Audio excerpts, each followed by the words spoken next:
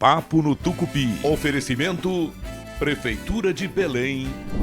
A conversa com o médico cirurgião plástico Erlander Andrade, 60 anos, foi no terraço da Estação das Docas, centro de Belém. Ele nasceu em Porto Velho, Rondônia, mas se considera paraense por opção. Entre idas e vindas para o sudeste do país, onde foi estudar medicina, está em Belém há mais de 40 anos. Formou-se pela Universidade Federal do Pará e atua em uma clínica particular e no pronto-socorro municipal de Belém. Erlander também é chefe de cozinha e carnavalesco. Erlander, obrigado por ter aceitado esse convite para a entrevista. Eu quero começar perguntando para você quando e em quais situações devem ser recomendadas uma cirurgia plástica. Antes de mais nada, eu é que fico aqui muito honrado, né? De uma lista de espera, a gente ter sido contemplado com esse programa tão importante e um programa que leva conhecimento. Tito, na verdade, a cirurgia plástica, ela deve ser procurada sempre quando o paciente ou a paciente se sinta incomodado com alguma coisa do seu corpo. Agora, é muito importante que as circunstâncias levem este paciente, a procurar profissional capacitado, profissional que tenha responsabilidade. E hoje no Brasil, a cirurgia plástica é composta por grandes cirurgiões plásticos. Aqui mesmo, em Belém, os profissionais são todos capacitados para isso.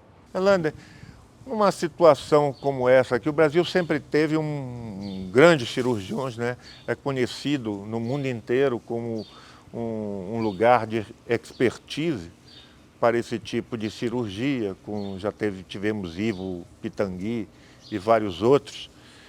Por que virou uma febre a cirurgia plástica? Seria esses tempos de internet? Não só isso, mas nós temos pessoas bonitas no Brasil. Nós temos uma etnia variada e você vê cada dia mais rapazes, moças, mulheres, homens querendo cultuar a beleza. Isso é não só pela internet, mas uma necessidade, porque o Brasil ele exporta coisas de beleza mesmo, além da sua cultura. E cirurgiões plásticos capacitados, para você ter uma ideia, nós já ocupamos o primeiro lugar no mundo em cirurgia plástica. Hoje acredito que é os Estados Unidos, mas nós devemos estar em segundo lugar, mas já tivemos o primeiro lugar. A internet, sem dúvida nenhuma, ela alavancou, né? Essa questão da beleza, a beleza exterior que se une à beleza interna. E aí, com o aumento da divulgação pela internet, surgem também os aproveitadores, né? Gente que quer fazer cirurgia a todo custo, com materiais que estão aí à disposição no mercado, né, como é o caso do Botox. No mês passado, uma moça, senhora, Dayana, foi mantida em cárcere privado por um médico equatoriano que fez o Revalida aqui e, na realidade, era uma arapuca que ela estava metida. Deixaram ela toda deformada. Qual a situação desses crimes que estão sendo cometidos, inclusive por médicos? Infelizmente, essa procura por essa beleza, essa procura por essa questão estética, termina com que as pessoas procurem pessoas que não têm a formação, que não têm a habilidade para realizar os procedimentos. Infelizmente, em toda a profissão, existe sim aquelas pessoas que querem se aproveitar de maneira comercial. É claro que procuram dar um resultado, mas muitas vezes, inabilitados, eles terminam cometendo essas situações desagradáveis. Eu não acompanhei basicamente o caso da Dayana, li alguma coisa, mas lhe confesso que não fui a fundo disso. Mas eu quero dizer a você, que é uma pessoa que curte, que assiste o Papo no Tucupi, que você sempre tenha noção, conhecimento de procurar profissionais capacitados. Em Belém mesmo nós temos vários cirurgiões plásticos, nós temos os cirurgiões plásticos, nós temos dermatologistas que são extremamente competentes e capazes desses procedimentos. Elane, o que é preciso para se tornar um cirurgião plástico? Na verdade, se cursa primeiro a medicina, depois a cirurgia geral e depois mais 3 anos de cirurgia plástica. Ou seja, você tem que fazer a cirurgia geral, do corpo inteiro. Perfeito. A gente passa por estágios na cirurgia geral de neuro, de cirurgia cardíaca, de cirurgia torácica, principalmente de cirurgia abdominal. É um cirurgião geral, para poder ir pleitear a cirurgia plástica. Pois é, no caso da Dayana, no Rio de Janeiro, ela foi submetida num processo de marketing que se chama X-Tudão, ou seja, faz X-tudo, fez rosto, né? Fez glúteos, fez abdominoplastia. Perfeito. Não é isso? Perfeito. E saiu toda necrosada. Como é? Pois é, a gente diz sempre para a paciente, o cirurgião plástico, a cirurgiã plástica explica dos riscos que é fazer todos os procedimentos de uma vez. Você não envelhece de hoje para amanhã, você leva anos. Então você tem que ir aos poucos realizando procedimentos, primeiro o que mais te incomoda e tecnicamente o que o profissional recomenda em termos de técnica. Porque nenhum cirurgião plástico diz o que deve fazer. Quem tem que dizer o que é preciso ser feito é o próprio paciente. Apenas o profissional, ele dá a parte técnica. Agora, fazer procedimentos todos aumenta o risco, aumenta a morbidade, aumenta a mortalidade. Qual é a diferença da cirurgia plástica para a cirurgia reparadora, restauradora, aquelas pessoas que são acometidas por acidentes graves ou então algum defeito congênito? Isso aí tem uma certa diferença, né? Porque tem uma turma que quer se embelezar e tem uma turma que precisa mesmo, né? Veja bem, o professor Ivo Pitangui, um dos maiores professores do mundo, brasileiro que despontou a cirurgia plástica, graças a Deus, que Deus o tenha, mostrou que a cirurgia reparadora pode chegar a um procedimento estético que não seja reparador. Mas veja bem, eu particularmente acredito que a cirurgia plástica não é por ser reparadora que ela não tem que ser feita com todo o feeling da beleza, com toda a parte estética. Eu não gosto dessa separação cirurgião reparador, cirurgião estético, não. O cirurgião ele tem uma formação completa. Eu acredito que por mais que você tenha uma cicatriz inestética, que você tenha algum problema, ou mesmo que você sofra acidentes, queimaduras, o cirurgião plástico vai deixar aquela situação numa situação também de melhoria na estética. Depois do advento, que já deve ser antigo, mas agora altamente comercial, o Botox, até os odontólogos, né, os dentistas passaram a ter licença para poder fazer a reparação facial. Até onde isso é louvável ou seria condenável? Veja bem, desde que este profissional, ele seja um profissional habilitado, capacitado e responsável pelas suas complicações, né? Nós médicos que trabalhamos com essa parte da beleza, dos preenchimentos, das toxinas, nós sabemos tratar as complicações, porque não basta, Tito, sair fazendo e ganhar o dinheiro. Tem que ter responsabilidade por aquilo que faz, né? Não é um curso de 3 meses que te dá habilidade. Você tem que ter responsabilidade como profissional e você tem que ter consciência que as toxinas elas trazem complicações de pitoses, de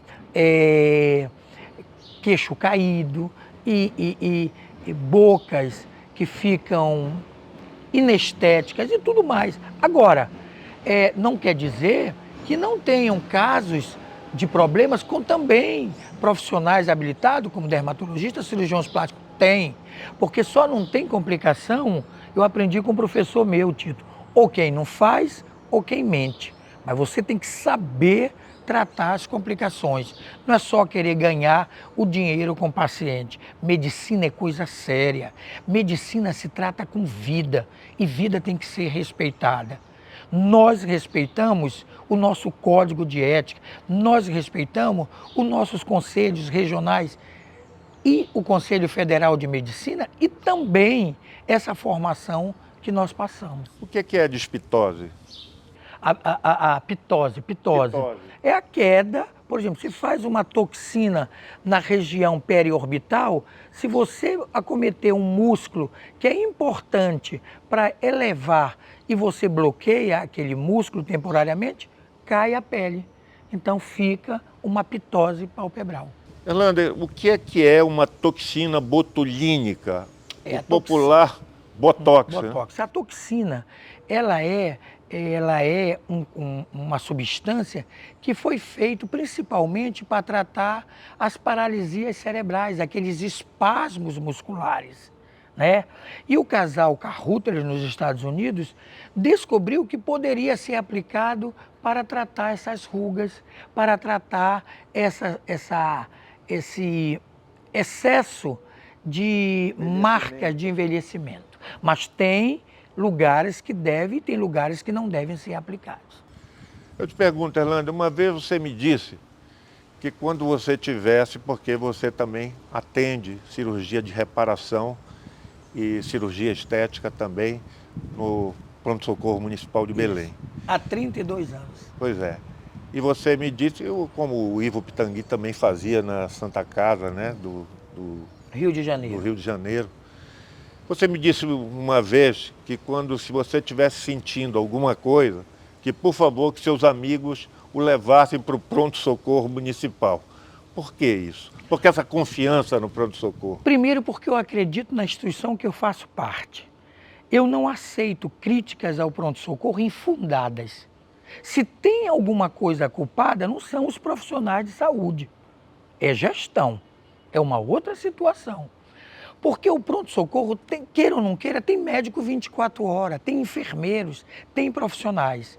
Ah, falta medicamentos? Falta. Falta equipamentos que o poder público deveria não deixar isso acontecer. Porque o dinheiro é público. Porque o dinheiro precisa ser...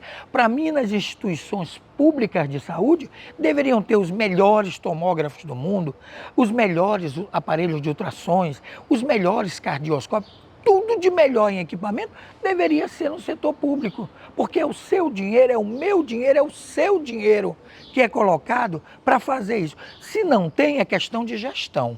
Agora, eu me sinto tão confortável falar de acreditar no SUS, que nós trabalhamos em 1988 por esse SUS, a Lei 1842, nós somos defensor do SUS. Ah, mas o SUS tem desvio. Não, aí é outra coisa. Isso é desvio de personalidade do gestor que desvia. Isso é questão de polícia, é questão de justiça. Agora, o SUS é fantástico. E como também eu moro perto do pronto-socorro, instituição que eu amo, instituição que eu acredito e que pode sim melhorar, que tem todos as suas dificuldades, eu estou lá desde quando eu fui acadêmico. No primeiro mês de acadêmico, eu já fui lá aprender a lavar paciente, eu fui aprender a fazer curativo. E depois eu tive grandes professores, né? Professores lá de cirurgia geral, professores de ortopedia, clínicos. Então eu tive uma formação dentro do serviço público também, no pronto-socorro. Por isso eu digo, caso aconteça algum acidente, a primeira coisa, esqueçam meu plano de saúde. Pode me levar para o pronto-socorro, que eu acredito que imediatamente alguém vai fazer alguma coisa, apesar de todas a sua dificuldade que o pronto-socorro passa. Erlander, o SUS provou aí mais uma vez que se não fosse ele, aí o Brasil estava perdido nessa pandemia, né? E ainda tem gente que culpa o SUS. Eu te pergunto, Erlander, como foi a tua formação? Você fez a especialidade, você se formou em Belém. Você veio de Rondônia, né? Porque você é nascido em Rondônia, não sei qual a cidade, e veio para Belém cursar medicina e depois fez uma especialização, acho que São Paulo, Rio de Janeiro. Como foi a tua formação como médico e cirurgião plástico? Na verdade, nós fomos assim, né? A gente veio de Porto Velho, porque Porto Velho, na época da década de 70, eu cheguei aqui em 79, a grande metrópole da Amazônia era Belém. Ninguém pensava em São Paulo, nós pensávamos em Belém, essa cidade que nos acolhe, que nos mantém feliz, apesar de todas as suas dificuldades que a gente passa, esse estado. Mas nós sonhávamos um dia ser médico. Nós viemos de uma família muito humilde, de uma mulher lavadeira, de uma mulher que fazia bolos e comidas maravilhosas. E ela disse, meu filho, medicina não é para você, nós somos pobres, nós não temos condição. E eu nunca gostei de não enfrentar desafios, eu nunca gostei do não. E quando, Tito, minha mãe disse que nós éramos pobres, eu não tinha condição de ser médico, eu coloquei na minha cabeça, pois eu vou ser contra o que a minha mãe está dizendo. E olha que ser contra o que a mãe fala, Deus castiga. Mas aí nós tivemos uma irmã que morava em Belém, que graças à minha irmã, graças ao meu cunhado, que tinha um cargo importante no Banco da Amazônia, nos proporcionou a morar na casa dele. E daí em diante, nós viemos para cá, estudamos no Santo Antônio. Meu sonho era estudar no Orlando Bittar, mas eu não consegui vaga. Fomos para o Colégio Santo Antônio, não passamos de primeira vez no vestibular. A gente pensava que aquilo lá era o fim do mundo. Eu fiquei arrasado, eu fiquei triste, muito triste por não ter passado de primeira em medicina, porque eu sempre tirava 10, Tito. Eu era aquele pobre metido, eu gostava de aparecer. E só tinha um jeito para aparecer, estudando, estudando, estudando. Aí, resultado, volto a Porto Velho, tinha passado em Educação Física, em Administração. Aí volto a Porto Velho um mês depois de não ter passado, ter saído o resultado da Federal. E eu queria Federal, porque filho de pobre estudava na Federal. FEMP, nem pensar. Como até hoje, né? E aí, Tito, cheguei em casa, a minha mãe me olhou e disse, eu não te falei que você não tinha condição de ser médico? Aí aquilo me deu mais uma coíra, me deu mais uma ira. Passei uns dias lá, vim-me embora. Daquele dia até o vestibular, eu só ia para a missa e dar minhas aulas particulares, porque eu precisava sobreviver. Fiz cursinho no Olympus, na época vestibular, dava minha aula e cursei CESEP, fazia administração. E eu dormia, na verdade, 3 horas por dia, porque o resto era estudando, estudando, porque eu tinha que provar para mim, para minha mãe, que eu era um pobre metido, mas que eu ia passar em medicina na Federal. E passamos, fizemos a formação. Tive uma formação fantástica. Henrique Neto foi uma das pessoas Henrique que mais Ribeiro Neto, mais me incentivou. cirurgião geral, né? Doutor Santa Helena, que Deus o tenha. Eu ainda assisti Clínico. a última aula da Betina, da doutora Betina, Betina professora. Pérez Souza, Perfeito. professora Então, de propedêutica. nós tivemos professores fantásticos, tivemos uma turma que até hoje nós temos a família 87, que tem Roger Normando, que tem Ederlon, que tem Irna, que tem Clarice, que tem Luiz Augusto, que tem Zeni, que tem todos esses médicos que são assim dedicados à medicina. Erlander, você disse no início que a sua mãe era quituteira, cozinheira, fazia doces, fazia comida lá em Rondônia. E você também se torna um quituteiro, um cozinheiro, um chefe de cozinha lá do Boteco do Camarão, que é um boteco onde o nosso querido amigo Paulo Cal, que já foi, partiu, considerava um dos melhores botecos de Belém. E como é que você também se entrosa com esse amor pela gastronomia? Na verdade, Título, a gente gosta da cozinha. Antes de falar de gastronomia, que é moda, nós gostamos da cozinha. Nós temos amor em cozinhar. Porque nós entramos na cozinha, Tito, quando eu tinha mais ou menos filho de pobre, família pobre, 6 irmãos, né, sem pai. E aí eu comecei a auxiliar minha mãe na empada, pincelando a empada. Ela não gostava muito da ideia. Homem, né, fazendo aquilo, garoto, né? Mas eu fui teimando. Eu sei que quando já pincelava de quê? Era com ovo. E naquela época pegava uma corda virgem, pegava aí um pedacinho de pau, enrolava, passava no ovo e pincelava a empada e colocava a azeitona. É. Naquela época, Tito, Empada com azeitona. tinha azeitona. Eu sei que aos 12 anos a gente já fazia empada completa, né? E entregava. E eu também cheguei a vender pastel na rua porque eu achava aquilo chique. Minha mãe fazia e fritava os pastéis, eu vendia. E eu ganhava um dinheirinho também. Mas ela sempre contra. Ela sempre contra. E aí acompanhei essa vida toda, sempre gostando da cozinha. E aí, Tito, depois, quando eu conquistei também os professores em São Paulo, fazendo tambaqui assado na década já aí do final de 80, levando cupuaçu, tucupi, né? Levando pupunha, porque eles me chamavam de Norte Kong. O que é esse Norte Kong que eu tinha que estudar muito? Que é Norte Kong? Macaco do norte, né? Era aquele macaco. Que tu vem fazer? Uma alusão ao King Kong. Exatamente. O que esse Norte Kong vem fazer aqui, tomar a nossa vaga? Só que eu era persistente, sabe, Tito? E aí eu fui conquistando eles pela boca.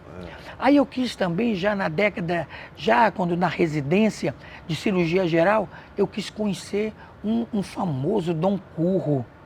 Tinha um restaurante em São Paulo. São Paulo. Vendia uma paella maravilhosa. Fantástico. Aí eu cheguei lá e disse para o dono, olha, eu gostaria de estagiar aqui. Não, não tem estágio. Não, mas eu gostaria de... eu não preciso, eu assino qualquer documento, eu assino até rescisão em branca, eu não venho para trabalhar, eu só gostaria, à noite que eu tiver de folga do meu outro trabalho, eu gostaria de lavar os pratos. Mas eu só queria estar aqui dentro. Ele me olhou, tá bom. Não disse nada, que eu já era médico, eu estava estudando cirurgia geral.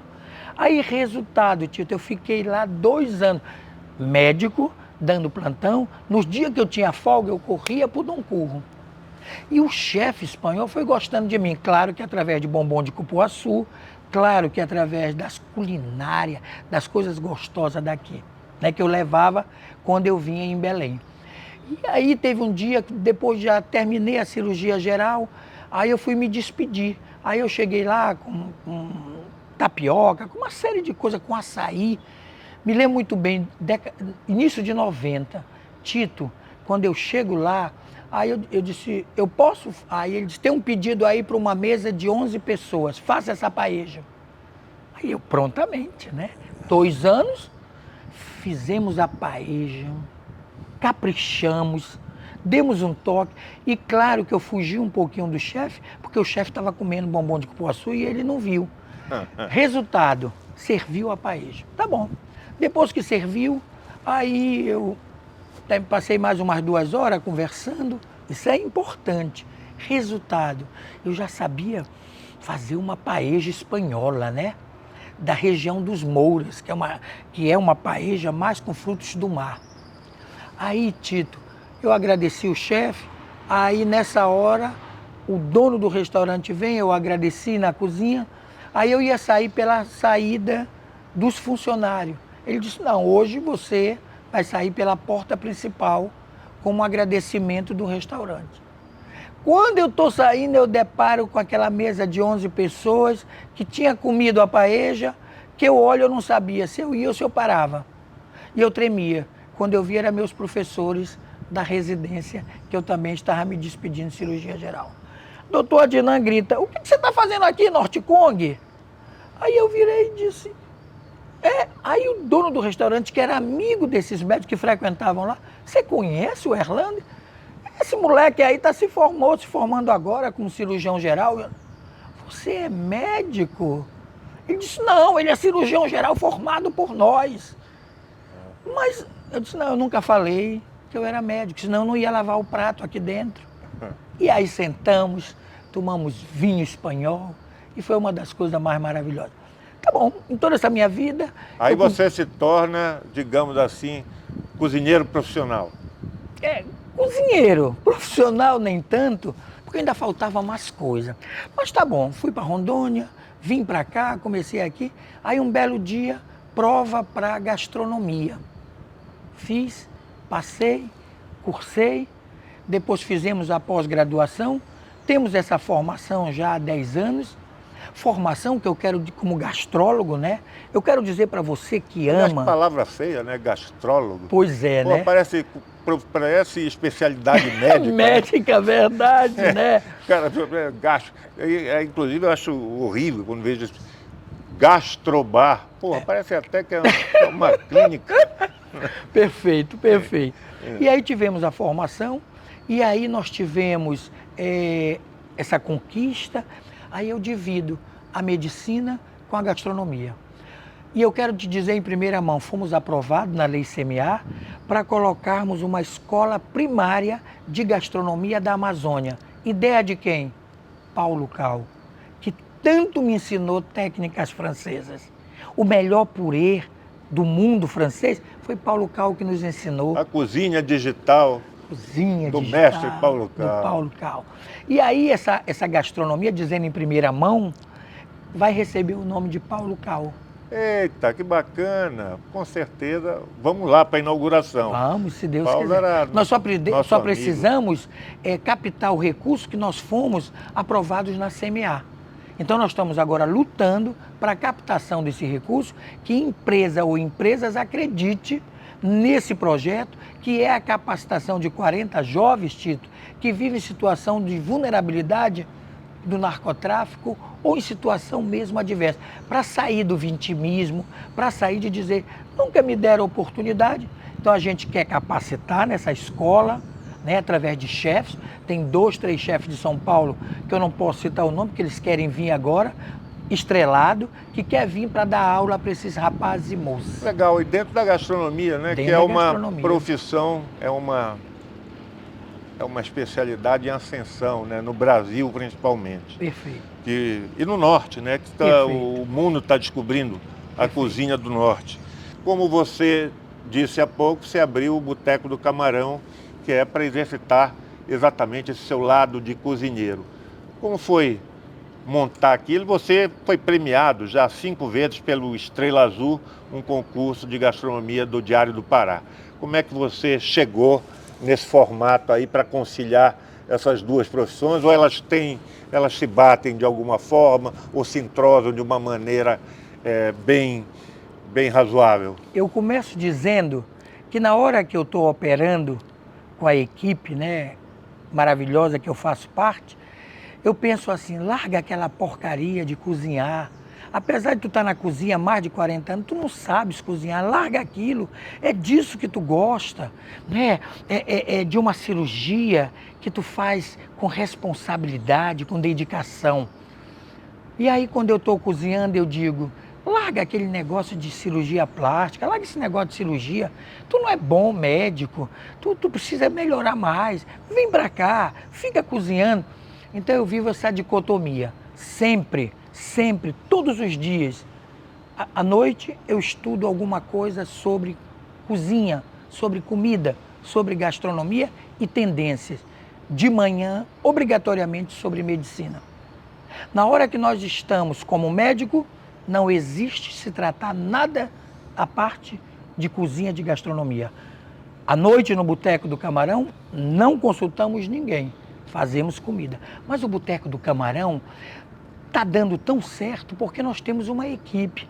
Nós temos o design Marcos Alves, que hoje é meu irmão, que é uma pessoa muito dedicada, é uma pessoa que gosta do bom e do melhor, exigente. Chega a ser chato porque é muito exigente. Ele também gosta da perfeição. E aí nós temos os colaboradores. Nós temos hoje a Giza, nós temos a Natália, nós temos o Vandinho, nós temos o Barão, recordação, que era um DJ, mas que faz tudo. DJ Barão, né? E nós temos o Zezinho, nós temos uma equipe, sabe, que ela segura o rojão. Tem hora que eu digo para eles, ei, não esqueçam, eu sou o chefe. Mentira, é porque eles estão cozinhando até melhor do que eu. E aí a gente faz isso com amor, e aí vai dando certo. Porque hoje, Tito... A sua pièce de resistência lá, qual é? Quer dizer, lá tem a unha de caranguejo, a unha de pato, né? A coxinha de pato. Coxinha, né? de pato. Foi invenção sua? Na verdade, assim, eu estava viajando, era que eu tinha ido representar Belém, na Turquia, Gaziantep, E vindo de Istambul para São Paulo, isso não é esnobismo, tá? Isso é apenas para dizer que eu estava com medo no voo, 14 horas de voo, eu tinha que escrever, eu tinha que ver filme, que eu tinha que fazer alguma coisa com a minha mente, né? Com medo no voo. E aí eu comecei a pensar, por que não um pato no tucupi estilizado frito? Nasce a coxinha de pato. Por que não fazer o bolinho de piracuí com banana da terra? Nasce o bolinho de piracuí com banana da terra. Então, graças a essa viagem, eu fui podendo pensar e escrever. Mas eu gosto mesmo é do camarão atolado no alho. Né? Que nós, não foi ideia nossa. Caranguejo de boteco. Caranguejo do boteco, né? Estilizado, o camarão no bafo. Eu fico impressionado que tudo é com muita simplicidade e o resultado dá certo. Erlander, nós já estamos chegando aqui no final da entrevista. Eu quero que você fale dos prêmios que você recebeu e como você concilia as duas coisas até hoje. Duas não, são três, né? Porque você é multiuso, multimídia. Ainda tem um carnaval, né? Do Bloco Império Romano, né? Bloco Império Romano que Erlander criou. Administrou por muito tempo, né? Beto Germano. Hoje você está na comissão do Quem São Eles. Isso. Né? Você cuida da gastronomia, é cirurgião plástico particular e é cirurgião plástico no serviço público. Como é que você concilia tudo isso, Erlander? Ainda é um grande comunicador, né? Imagina, Tito, tudo quando você tem Deus no coração, quando você acredita que você tem fé, as coisas vão dando certo. Volto a falar, é claro que eu sozinho não faria nada. Eu tenho pessoas que eu acredito, eu tenho pessoas que eu amo e que eu preciso dessas pessoas. Então a gente consegue conciliar porque a gente consegue ter um planejamento. É claro que a gente não é bom em tudo, mas a gente tenta se aperfeiçoar. Império Romano, na verdade, Tito, só uma correção, foi criado por 4 pessoas, dentre elas o Taylor, que infelizmente a Covid o levou, e que eu aqui junto, como fiz uma menção ao querido arquiteto Paulo Cal, eu faço ao Taylor Collier. Taylor, tu tá aí no céu, mas esse ano nós vamos comemorar 50 anos de Império Romano, que é público. Né? Não tem um dono. Para quem não sabe, o Império Romano é um bloco que sai uma vez ao ano, e exatamente no dia de Natal, 25 de dezembro, ele sai ali do Telégrafo e percorre Belém até a Praça da República. Ainda é esse itinerário? Não, nós estamos mudando por causa que o Teatro da Paz não pode ter nenhum tipo de risco de qualquer coisa a ele. Então nós não vamos mais para a Praça da República em respeito à nossa grande obra, o Teatro da Paz. Mas ele percorre a Rua do Marizal, do Reduto. Esse ano vem com uma parceria ótima da Fumbel e da iniciativa privada, para a gente mostrar ao mundo que o Carnaval do Brasil começa aqui, dia 25 de dezembro. E é um carnaval... Com a galinha do Ramalho. Com a galinha do Ramalho, que bota muito ovo para chuchu. Né?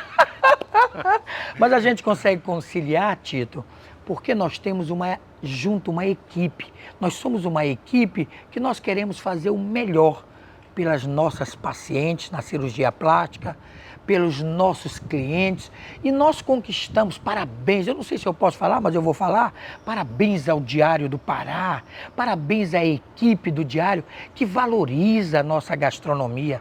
Nós somos 4 vezes campeões, 4 estrelas azuis, que muito nos honra, nós colaboradores, nós que fazemos o Boteco do Camarão, que é um boteco simples, mas que te recebe de coração. E quem quiser encontrar o Erlander cirurgião plástico, além do pronto-socorro, onde é?